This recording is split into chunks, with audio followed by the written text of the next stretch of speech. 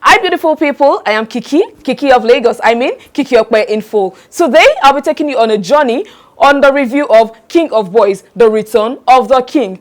Weeks back when Kemi Adetiba mentioned that she would be releasing this, a whole lot of arguments came up online, like what again is there to write, the first part had it all covered, blah blah blah blah blah. But I'm sure, because I have seen it and I am wowed. I am so wowed because I did not expect the turnout of events. That a whole lot of things happened that I just felt, oh, come on. She didn't continue this in the first part, and then, oh, it now makes sense now. And there's still a whole lot to unravel. Come along with me. You know, Kemi Adetiba came with an amazing script. The role Shobowale played, you know, when they said Laburu is coming, we didn't know what she meant by Laburu is coming. But the role Shobowale played showed you that truly Laburu Day, it came with full force, because she came and she was coming to conquer all of her enemies. She fought the battle of those who just came for her. And then tell me about Tony Tones, the young Laburu.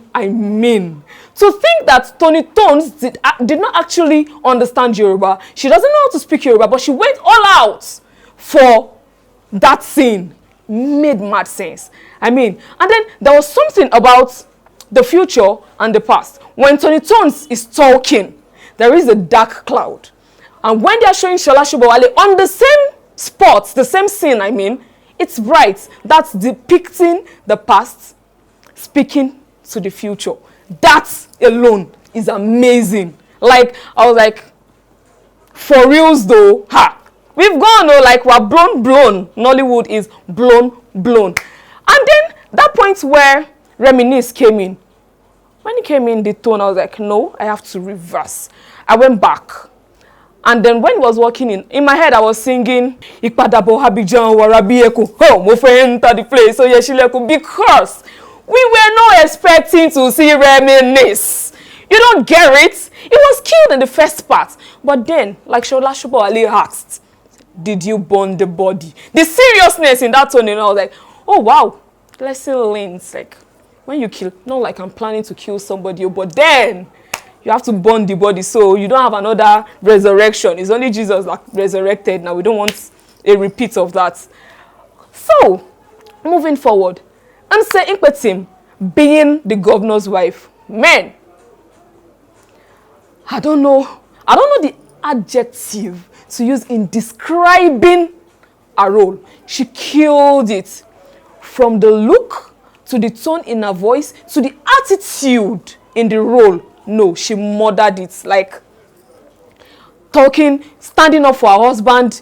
Fine, she later referred to him as a figurehead or something. But then, it's the role of a woman who stand up for your husband if he's not doing it right. She played that part to the brim. I'm cutting it short because I wouldn't want to give you spoilers. Because if I give you spoilers, you won't want to go back to see that movie. And you really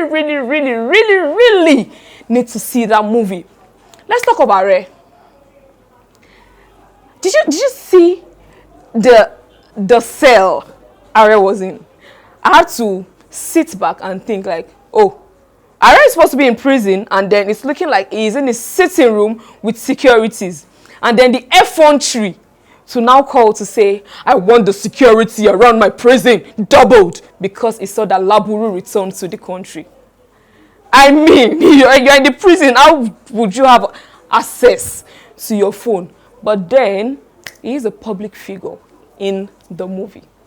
Are, it's a mighty post to hold. And you would not believe it. Odogu did not know what was coming to eat him. He killed Reminisce in the first part, according to him. At least he thought, and we all thought, he had killed Reminisce. Like, I'm the king, I'm the boss, all of that. And then he didn't see it coming. Only for his boys were killed, and he was like,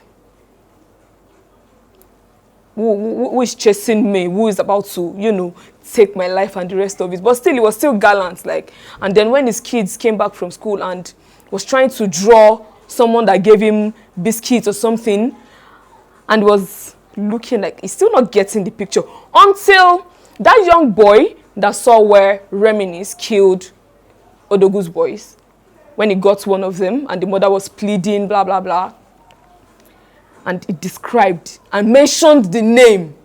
It was like, There is fire on the mountain. You know, that was where he began to panic. And then he ran to Charlie Boy. You know, Charlie Boy was introduced newly and he played the role. He actually tried to play the role of the king, but then we all know now. We all know who the original king is. They can only try. And in the absence of the king, it's like the cat is not around. The rat would have freedom now. That's how to depict what Charlie Boy did in that movie. You know, he went thinking, oh, he was saved, blah, blah, blah. They have the kingdom, and all that. And then I would like to talk about Adetiba. I mean, don't get me started on loyalty. Kemi literally flipped the script on us. Like, I don't want you to know what is coming up next. You know, there was a part where we all thought, oh God, the actual king already lost our most loyal person, which is Adetiba, and that he was already on this team, was totally against her, and all of that. We all just felt, oh no, it shouldn't have been Ade doing that. No, Ade shouldn't have just betrayed her. Ade shouldn't. And the whole thing just flipped.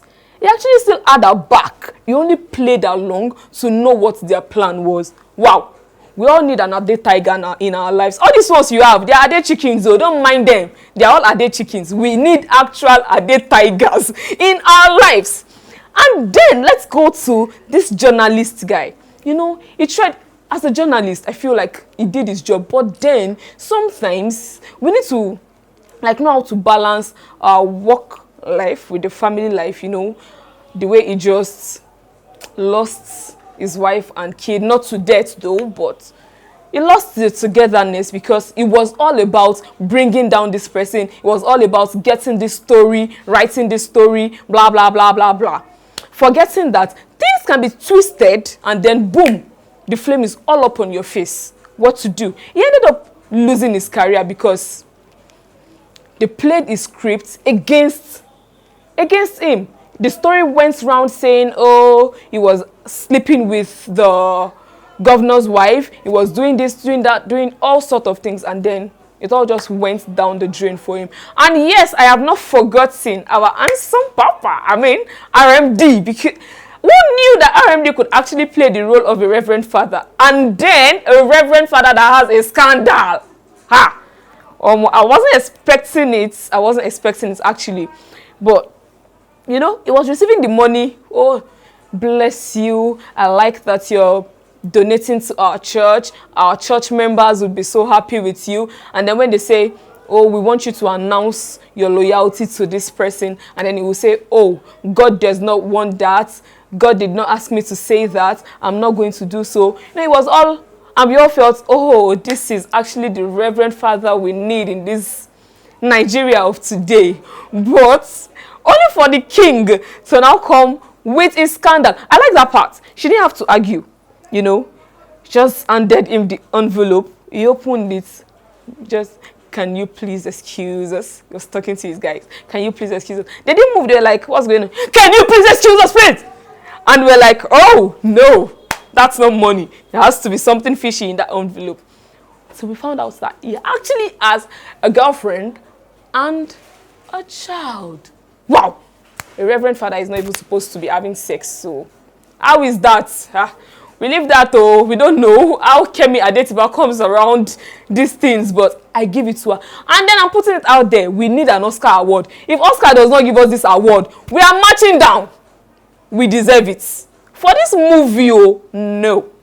It is next to none. And yes, I didn't forget Deyemi.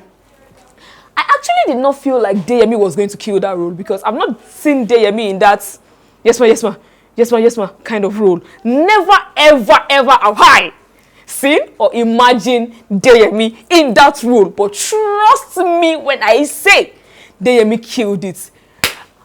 Picking of characters, writing of the scripts, lighting, dresses, makeup, everything was top notch. Every dressing depicts the character each person was playing. They slayed back to the back, to the back, to the back, to the back. I mean, no. Look at Tony Tone's dressing. It depicts the younger age. She didn't dress appearing like what a lady would dress today in the present day. She dressed like it was the olden days. The tying of the gele, what they call it, beko kind of gele, and the and then I like the use of jimasu, all these slangs, and they just it just reminded us of a whole lot of things that we're not supposed to forget, and I don't want to mention it here because that's not what we're talking about here. I'm wowed. I am amazed. Kemi Adetiba bust my brain. She really did bust my brain. If you've not seen the movie, I'll beg you, please go see it, because there are lots of lessons to be learned. There are lots of things to laugh about. Is it the part where Shobowale will be beating herself and you'll be seeing the mark on her body? I mean, she was eating herself and she was screaming. It was in sync. It's not like the cane has gone and then the screaming is going somewhere else. No, it was in sync. Everything made sense. The pain was written all over her face. And then don't get me started on a face card, a facial expression. She would switch from to in the twinkle of an eye without wincing. She will give it. She can be laughing with you this moment, and then the next moment she has flipped on you, and then she's back to this, and then back to that. No, Oscar, it has to be two. One for Shobowale, one for Kemi Adetiba. If we not call collector, or very wary. I mean, you guys go see that movie. Until next time, I am Kiki Okpe. Take care.